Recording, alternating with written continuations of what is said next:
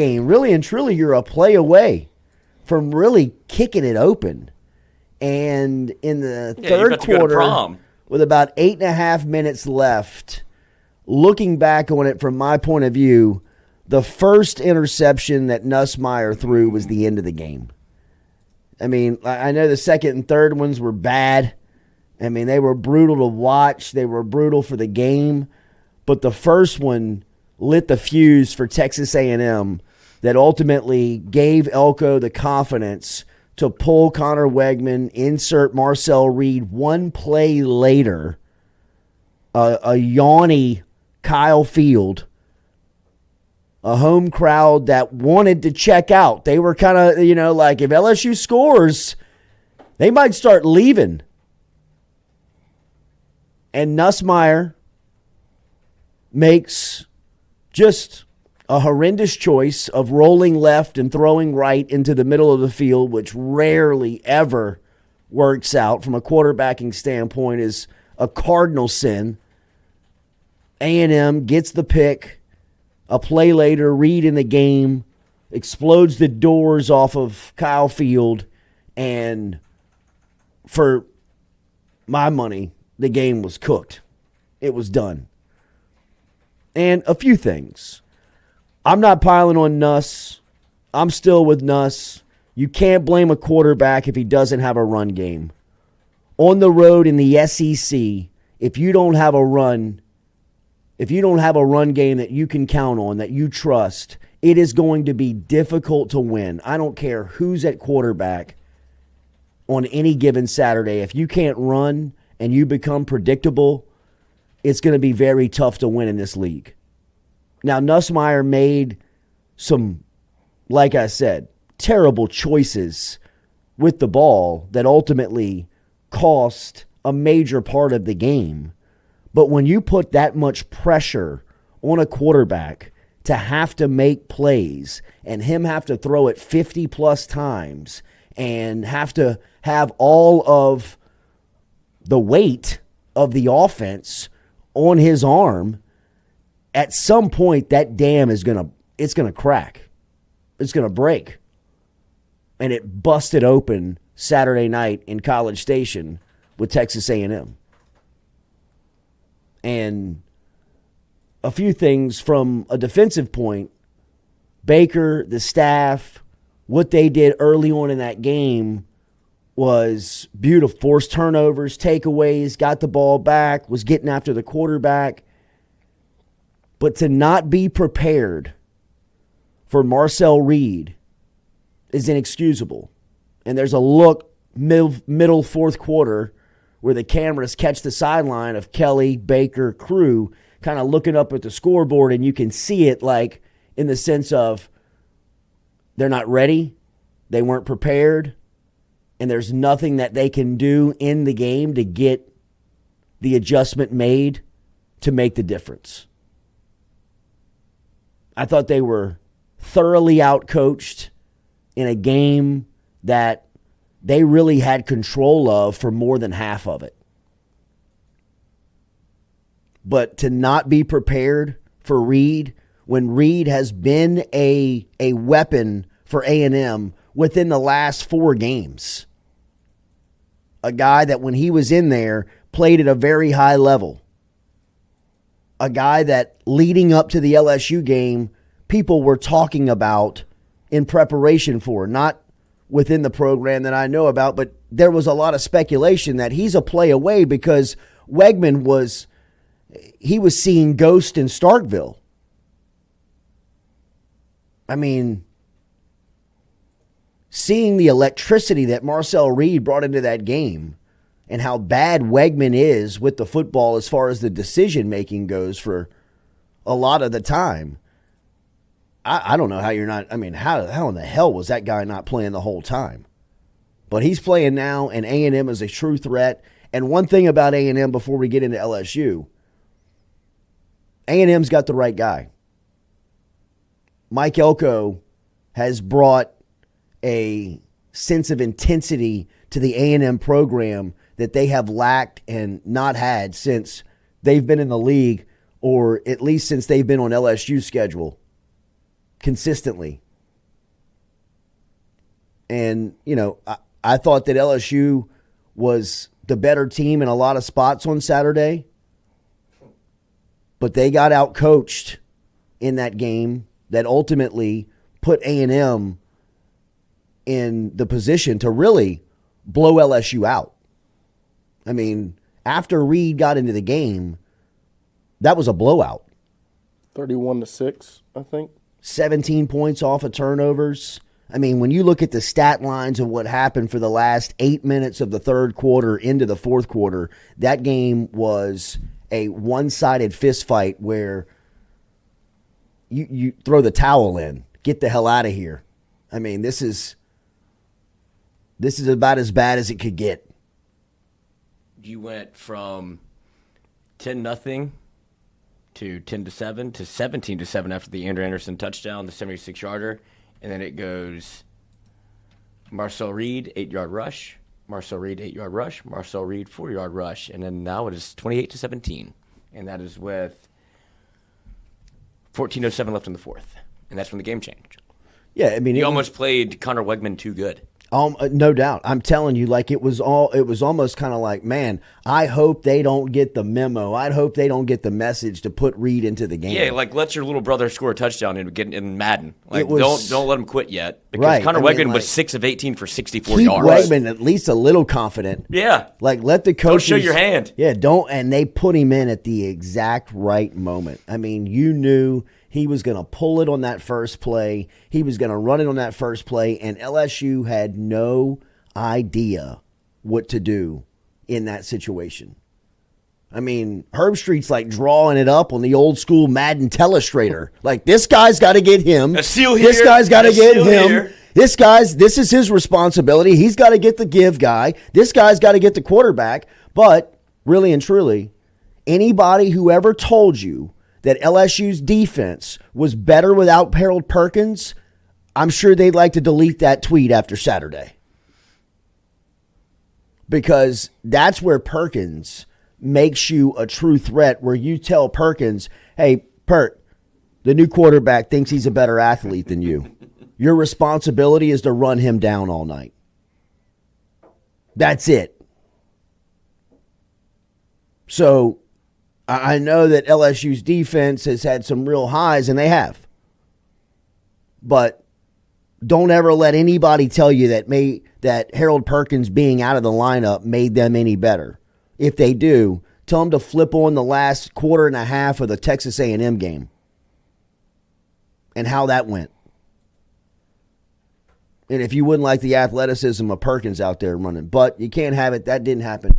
What did happen was LSU did lose, like Brian Kelly said. And for my money, I thought Brian Kelly handled the press conference as good as he could. Right? I mean, that's a dejected coach who just got really beat up on a road game where you felt like you were a play or two away from busting the thing wide open. I mean, I thought that LSU was kind of sitting in a spot where they make one or two plays and legit A&M fans might start leaving. But then you also have in the back of your head that you leave points on the field and you can't run the ball.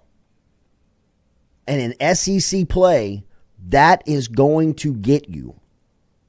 Either one of those are going to get you, but if you bring both of those into a game, that is living on the edge, man.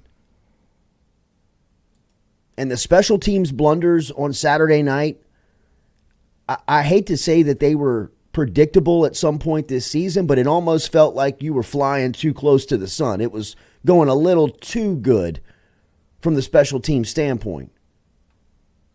With all that there was questions about going into the season, and they had really handled it well, but you're like, man, there's still not that dedicated coordinator, that dedicated special teams day in, day out guy that's overseeing and making sure that this thing is flawless. And to go on the road and have your place kickers or have your field goal kickers holder smacked in the face with a snap in a crucial part of the game is, man, that's inexplicable. That cannot happen. That's inexcusable. That in some areas would be deemed pink slip type stuff. I mean, that's bad. And, you know, for LSU to miss field goals, create turnovers, turn the ball over, and have the special teams night that they did on Saturday is very disappointing, right? I mean, that is falls in line for just kind of not being ready for that moment. You know, I mean, that just can't happen. I mean, I don't know what the breakdown was between Slade Roy and the punter Peyton Todd. Todd. But that was Look. Yeah, that was bad. When it just seemed like a bunch of mistakes that you had kind of flirted with throughout SEC play. Like if you go back to the South Carolina game where Nuss has interceptions that are called back, you got a little lucky, and then you go to the Ole Miss game, he threw a bad one, and you had the missed field goal by Ramos and Arkansas. But to me, the other issue is when you get into plus territory in your LSU, you get into the blue zone, the red zone, whatever they want to call it. It's like the creativity kind of disappears. The lack of a run game really hurts you there because you want to run the ball at least one of the three downs, and you're basically saying, like, I think the time there was a point where they handed the ball off on 3rd and 13 when they played for the 49-yarder. Yeah. And in my opinion, when you're running the ball, you're basically assuming that, especially if you're LSU, you're not going to get any yards because they don't really get much, obviously.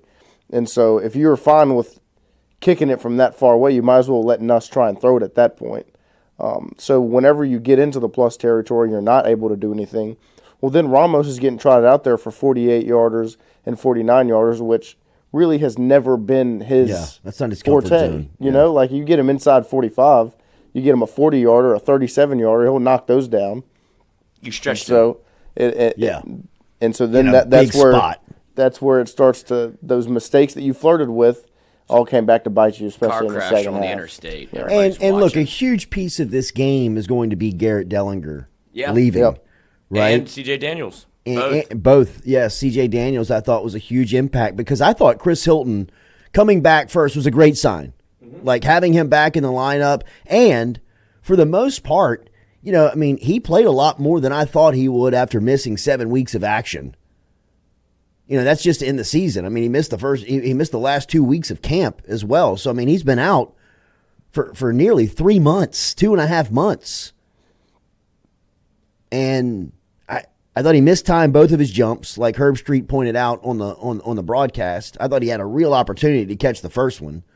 But the crossing route he made on the catch and run, I thought was a really good sign. So to have him back was a positive note. C.J. Daniels leaving the game was a negative note because he was balling there for a minute. I mean, you could see he was also limping in pregame. That foot is bothering him, obviously. And, man, you hate to see him having to go in and out of the lineup because of, you know, he's dependable. I mean, he is a dependable pass catcher that – you know, Nussmeier and him have gained some chemistry over the last couple of weeks. But Garrett Dellinger leaving that game, and, you know, we complain about a run game, and not to say that Dellinger turns you into a 200-yard rushing attack, but losing a veteran guard and replacing him with a redshirt freshman, and now having a redshirt freshman in DJ Chester as your center, a redshirt freshman in Paul Mubanga as your guard.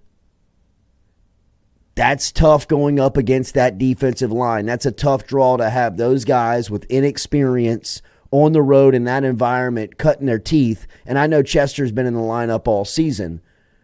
But having Mubanga, you know, one of the things that is positive is, you know, advantage LSU of having a younger center is that you've got two veteran guards right next to him in Dellinger and Frazier that, for the most part, I mean, look, Chester's out there doing his job and doing it the best he can.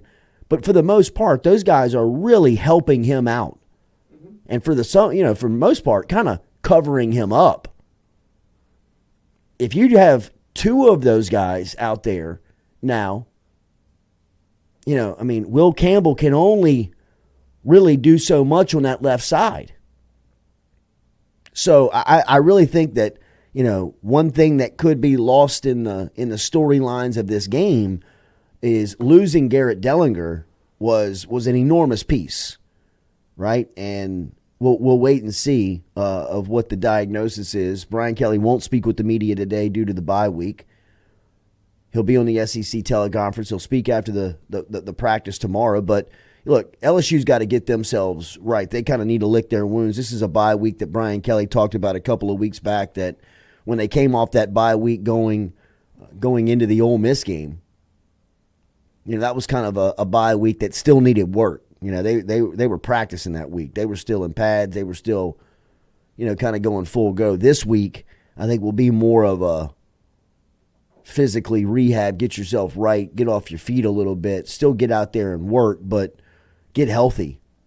If you can get C.J. Daniels back, you can get Garrett Dellinger back. You need those guys for the last push and stretch of the game. But not being able to run the football on the road in the SEC is a formula that always fails.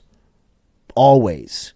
It is a formula that has lasted the test of time, as well as a defense that doesn't travel. And the first 2.5 quarters of LSU's defense traveled. It was great to see. They were confusing Wegman. They were forcing him into bad decisions. They had turned the ball over. They were getting to the quarterback. They were tackling well. But to not be prepared for the just happens, of maybe even an in-game scenario of putting Reed in there to see how he could change the game, of not being ready for that. It's tough to explain. It's inexplicable, and you could see the look on the LSU coaching staff's face at that midpoint of the fourth quarter where they were kind of staring up into the scoreboard. And, it was kind of reminiscent of, Miles back in the day, where he'd give you that look where he's just staring up into space. He'd have his finger in his ear or something, where it just was like, he doesn't know what he's looking at.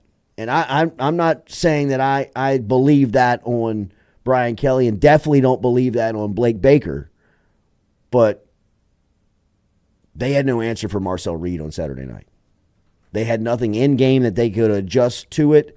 And it was obvious that in the lead up to that A&M game, they didn't talk about it much. And, that's tough.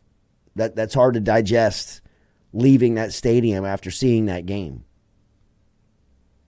And I don't think that LSU's completely out of it. I know that Danny Cannell tweeted on Saturday night, LSU's eliminated, and obviously he's going through it with what's happening to Florida State right now. I think what Brian Kelly said afterwards, it was perfectly stated.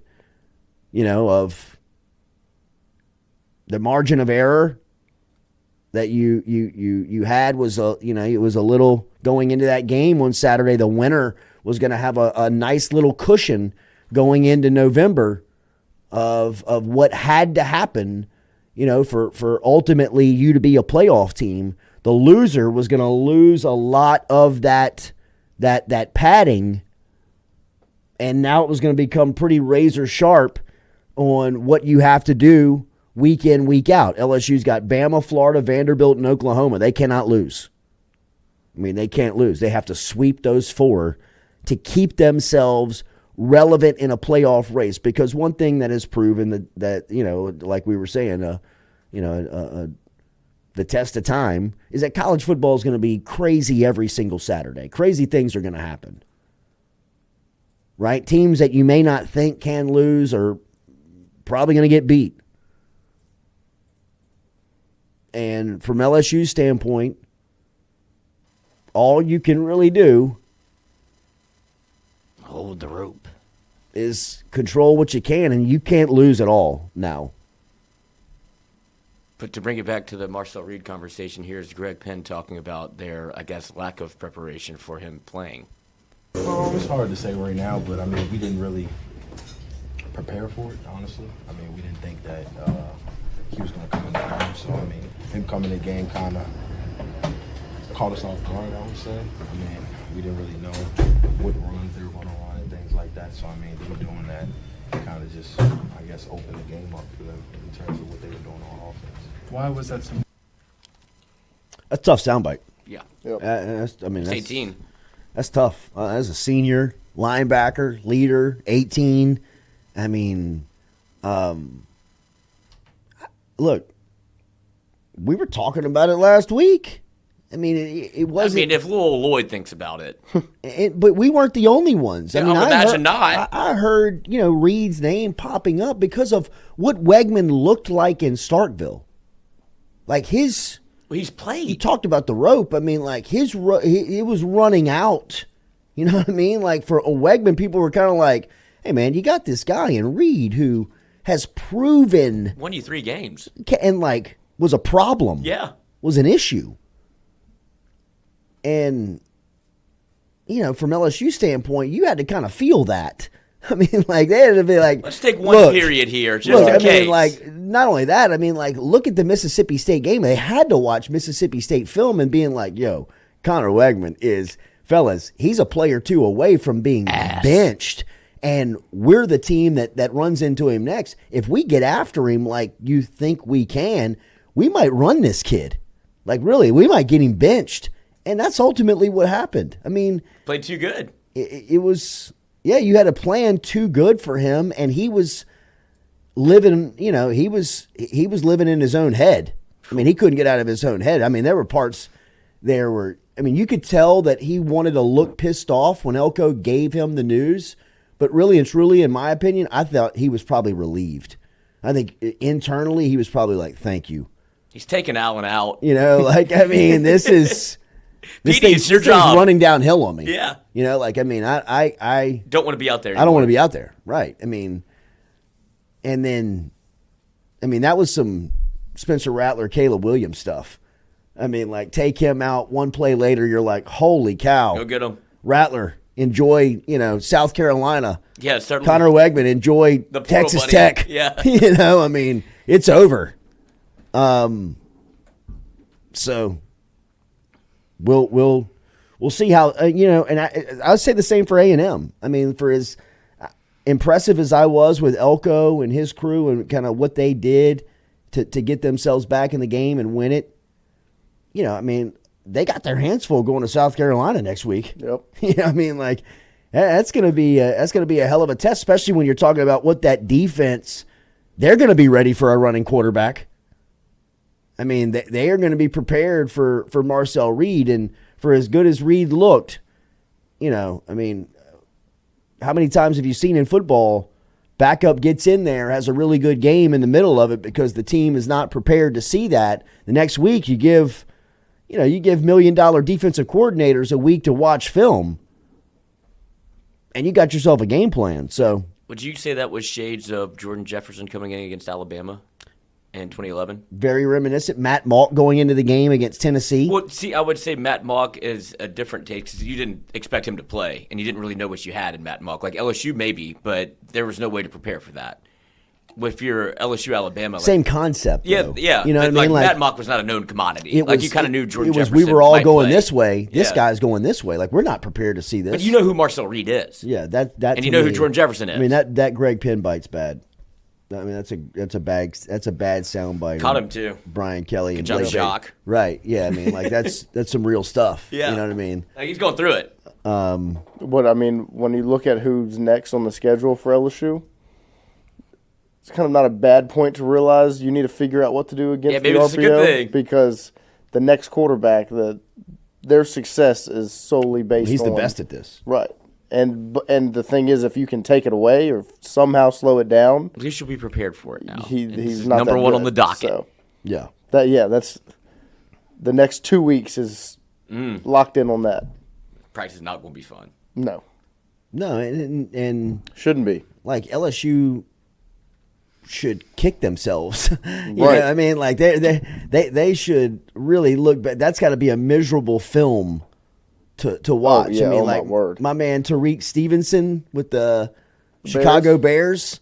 I mean, that's probably going to be the worst film experience that any athlete can ever go through. Can you imagine being the defensive coordinator, head coach, defensive backs coach? And this. Yeah. Real quick. Boys, we're winning. We're winning the game. I mean, there is one play left, and we got our guy Stevenson down here, like just laser lighting this guy in a dark room. Stevenson, where you at? You know what I mean? Like, come up here, Tariq. Explain to the crew what you were doing, right? I mean, like the film session for LSU is going to be brutal. I mean, like you watch that game. I mean, how confident did you feel about LSU when Aaron Anderson split those safeties and took it 70 yards to the house? I was thinking like they can't stop LSU. They can't stop. I mean, if LSU could give a little support to Nussmeier in the sense of run it for 75 yards. I'm not even asking for a 100-yard game. When you got a gun like Nussmeier, it doesn't, you don't have to have somebody back there like Fournette, Geist that can, go get you 180. There's just got to be something. I mean, you just got to have a threat. You have to have some sense of a threat. And if Nussmeier is not the threat, then I would incorporate some type of wildcat package that could make a quarterback a running threat, right? Like some type of RPO between Josh Williams and Caden Durham. I guess Caleb Jackson's just out of the rotation now. I thought that kind of against Arkansas. I know, but I mean, like I thought Saturday night's game kind of complimented him well. If they were going to run the ball in between the tackles, like they became I mean, Stewart and Turner were they were collapsing down into the interior of the line because they knew if they even do run it, it's only going to be through the interior of the offensive line. They're no threat to run outside. And it just became very predictable against a defense and a defensive coordinator in Elko and their titled defensive coordinator in Bateman, that it became, it was stealing. They knew Nussmeier's either throwing or if they show run, it's going right here. And you just, you can't be that predictable on the road in the SEC and expect to win. I mean, it's a formula that's it's never worked. It's never worked. I mean, unless you got Burrow, unless you got, someone that you can just say, hey, gunsling us a win. I mean, like we gotta jump on. But even Burrow had to have a run game. He had to have a threat of a run game where defenses had to respect that. Nobody respects LSU's run game. And for Nussmeier's part, he made some terrible decisions on Saturday night. And like I said, the first one was the worst one. I mean, masterclass by Elko. He baited him into 3 picks. He did. And once that play was made, the game was cooked. But in reality, it was really the confidence was gone because there was no threat to establish yourself back when you got the ball. All you're going to do is just put it back in his arms, and he's melting. He needs to, I mean, you could see it. I mean, like on the third one, he's like, oh my God, he's freaking out. I'm not laughing. I mean, that's a competitor's nightmare.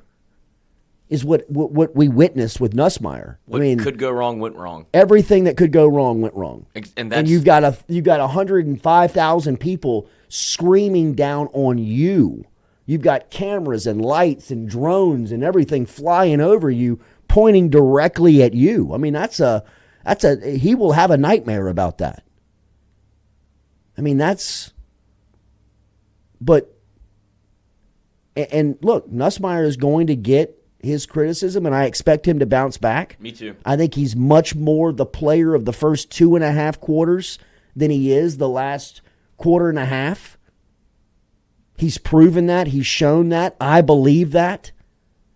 I've always known, just like I'm sure all of us who have watched him, he's got the tendency to make that choice.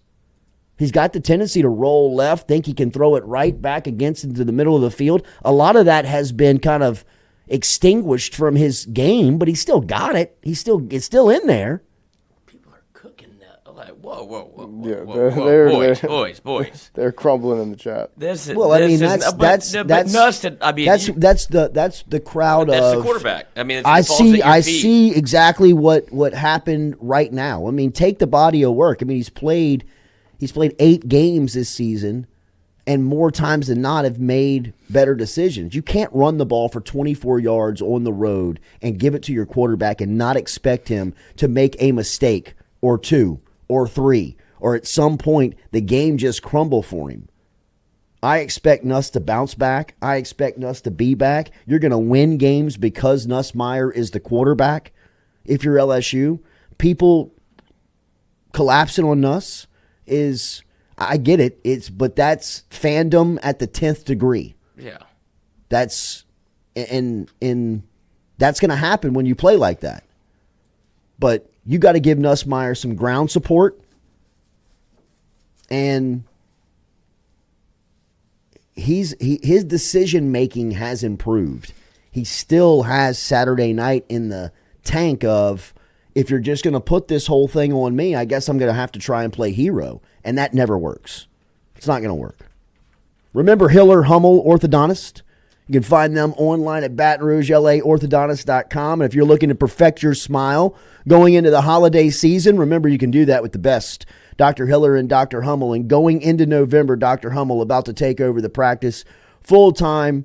What a dude. 5 years he's been working with Dr. Hiller, who started this thing 35 years ago. Incredible man. Little Jay's a patient of Dr. Hummel's. I was a patient of Dr. Hiller way back in the day when I was 13 years old. It's crazy to see Dr. Hiller. He looks the same. Now stepping away after a great career, and Dr. Hummel now taking over. Get over there and perfect your smile today. Remember, if you tell them that you heard it here on the show, they will save. It will save you $500. They'll take $500 off of your treatment, whether you're an adult, whether you're a child. Look, we understand. They understand that braces can be an unexpected cost. It's not worked into the budget. And if you're looking to save, tell them that you heard it on the show, and for $500, you can. They will take $500 of the treatment off. They're located right here in Baton Rouge, in between Coursey, in between Airline on Sherwood Plaza Boulevard is where you can find them. Stop in and see them today, Dr. Hiller, Dr. Hummel, as they are great orthodontists here locally in Baton Rouge, and you can find them online at BatonRougeLAOrthodontist.com. BatonRougeLAOrthodontist.com. Man, a lot of people crushing us. That's crazy to me. Barry Barbier, after we lose the Bama and Florida game, maybe even Jordy, Culotta will see the light. Who's Culotta? Culotta. Like pina colada. Pina colada. Take one. BS, he made terrible decisions every week. He threw more than 4 INTs in the week with Jaden in 2 years. He's not Jaden Daniels. It's not even close. Well, and there's also people in chat saying we crushed Jaden Daniels for not throwing the football in, 2022? I don't believe that was the case. It was kind of like take what you can get. And we did have a former NFL coach on here saying, you got to take some of these deep shots to, Wait, is people arguing that he was throwing the ball his junior year? No, they're saying that we're making excuses now for Nuss. What's the excuse? He made a terrible decision. He played bad. I'm not making any excuse for Nussmeier. He's got to play better. Do you want to argue that that you can win on the road in the SEC without a running game and a defense like Texas A&M's? There's no excuse. They need a running game to win the game. Nussmeier has to make better decisions from the quarterback spot. They need more of a balanced offense to be competitive on the road in the SEC. It's no excuse for Nussmeier. He's got to play better. His decisions have to improve. But I've seen him play now 7, 8 games. He's made more better decisions than he has not made bad ones. It doesn't mean that he's still going to continue to make bad ones. But, I mean, a lot of people in those first 2.5 quarters was talking about Nussmeier being a top 5, first-round pick. I mean, a lot of people, not this show, not just this show. I mean, like Todd McShay and Jim Nagy and, people that are well-respected within the sport. These people have been looking at this stuff for a long time. I'm not excuse-making for Nussmeier. I'm sure as hell not comparing him to Jaden Daniels. Daniels lives on a different stratosphere than Nussmeier really did at this point of their career. But Daniels went through struggles of throwing the ball down the field. Once he did that, he became the Heisman Trophy winner. Nussmeier has to make better decisions consistently. You can't make it for 7 games and then go on the road and just fall apart. That has to improve. But I think helping him improve, that would be the addition of a running game that you can count on. It's crazy that they can't run the ball to me. It's wild that they can't run the ball. You had, in the first quarter, you had 5 rushes for 22 yards, 85 yards throwing, which you feel pretty good about. 17 total offensive plays for 107 yards. Second quarter, you had 6 rushes for 2 yards and threw for 175. So that's when the tide started to turn a little bit of, like, this is becoming Garrett Nussmeier's football game. And it was a masterclass in the second quarter. Like, that's why those conversations were happening, is because he was handling all of it. And we were talking about this a little bit Friday before the show, like when we watched Stafford play on Thursday. Like, that's what you're asking Garrett Nussmeier to do. He's playing NFL quarterback at that level. He really is. Where he's having, because you have a freshman center, and you saw whenever Matt Stafford had a rookie center, a third-string guy come in, and he's having to make every call, every check, tell Chris Hilton, who hadn't played yet, Trey Green, a freshman, like, he's having to get everybody lined up and having to do all of the things that it takes to play quarterback at that level. And at some point, you're going to make a mistake if you can't run the football. And there's another conversation to be had about Nuss. You've got to take off at some point. Make it easier on yourself. And he did it. He did it on Saturday. He did it a couple times, but it was late. It's too late. Yeah, it was too late. It was too late. And I think that they can do some things to run the ball with creativity. I mean, you saw with Xavier Thomas sometimes. It just was goes Xavier away. Thomas, and then they ran an end around one time with Josh Williams that I thought was beautiful. A little orbit motion. I mean, it gave a little 12-yard gain to him, but I mean, how they haven't run Aaron Anderson on a jet sweep yet is crazy to me. I mean, the cat just went 70 yards on an SEC football field. He split defensive backs, ran away from people. Get him on the outside. I mean, just stand in the shotgun, catch the shotgun, and just flip it to him as he runs by. Or at least let him turn the corner. If you get him in motion like we saw against South Carolina, it at least makes the defensive ends and the linebackers have to respect something on the outside. But you're running out of time. Right. Like, it feels like you can't really run anything motion because you're snapping the ball with 3, 2, 1. Like, you're. Well, he's. And then you get a false start for it. I mean, he's doing everything. That's where I'll give Nuss grace, because if you don't have him, I don't know what the offense looks like. You have a quarterback that is playing, like I said, you're asking him to play NFL-level quarterback, where he is doing every assignment for everybody, and then you run out of time, and then, you know who Nuss is at some points. Like, has he taken care of the ball? Yes, but is this in the this is in the tank when he has to throw it 50 times? It's in the DNA, man. Yeah, I mean, you ask anybody to do anything 50 times, you're going to make 3 mistakes. Absolutely. I mean, that's where I give him grace, because he is the offense. On the road in the league with 2 redshirt freshmen up front, immediately protecting you, and a door rotating of wide receivers. If that sounds like excuses, call me an excuse maker, but that's the reality.